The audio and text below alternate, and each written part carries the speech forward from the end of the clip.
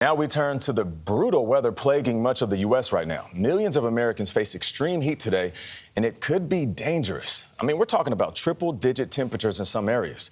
The heat is complicating search and rescue efforts in eastern Kentucky after the worst flooding in decades. Justin Micheals from the Weather Channel has the story. Extreme weather has America's infrastructure on the brink. With the eastern half of the U.S. facing intense heat and humidity today, power companies like New York's Con Edison are issuing warnings that a massive increase in demand could cause outages during an extremely dangerous time.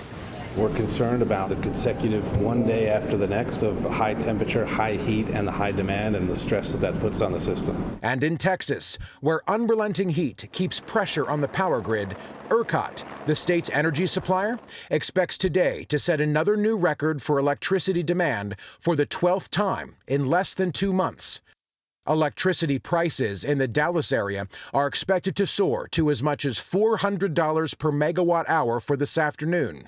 Compare that to the average price over the last 5 years, $56. In Kentucky, the sweltering heat is only adding to the misery.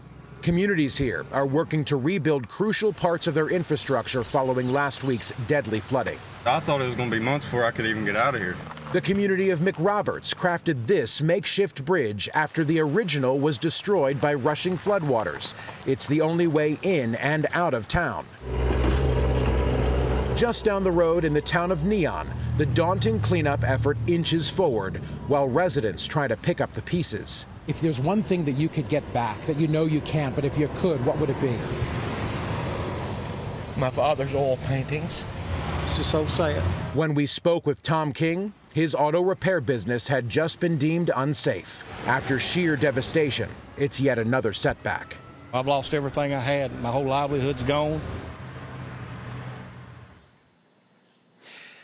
It's hard to imagine 1 week ago this morning, floodwaters were ravaging this small town, Neon, Kentucky. In fact, a week ago right now, I would be standing in 10 feet of floodwaters. There is more rain forecast this weekend. And back to that small town, McRoberts, just to our east, if the rain this weekend happens to wash away that makeshift bridge, Michelle, the people there say they'll just rebuild it again.